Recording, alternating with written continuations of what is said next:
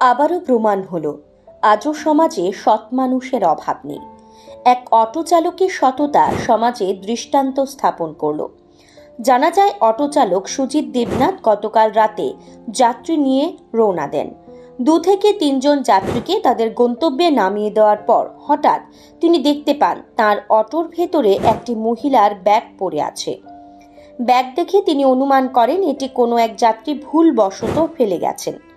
সততার পরিচয় দিয়ে তিনি সাথেই যোগাযোগ করেন স্থানীয় সাংবাদিকদের সাথে। এরপরেই সাংবাদিকদের সহযোগিতায় রাতেই তিনি ব্যাগটি জমা দেন পশ্চিম থানায়। রাতে সামাজিক মাধ্যমে ও বিভিন্ন সংবাদ মাধ্যমে হারানো ব্যাগের খবর ছড়িয়ে পড়ে।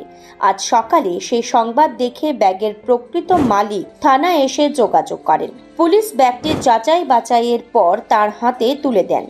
জানা গেছে, ব্যাগটির ভেতরে ছিল নগদ টাকা, স্বর্ণালংকার ও বেশ কিছু প্রয়োজনীয় কাগজপত্র। ব্যাগ হারিয়ে মালিক প্রায় আশাই ছেড়ে দিয়েছিলেন, কিন্তু সুজিত দেবনাথের সততার কারণে তিনি পুনরায় তার যাবতীয় সামগ্রী ফিরে পান। ব্যাগটি ফিরে পেয়ে মহিলা বলেন, তিনি ভেবেছিলেন আর কখনো ব্যাগটি ফিরে পাবেন না, কিন্তু সুজিত দেবনাথের মতো সৎ মানুষের জন্য আজ সবকিছু সহ ব্যাগটি ফিরে পেয়েছেন।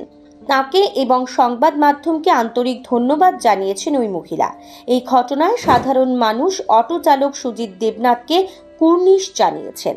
অনেকেই মনে করছেন তার এই সততা সমাজের কাছে এক অনুকরণীয় দৃষ্টান্ত হয়ে থাকবে।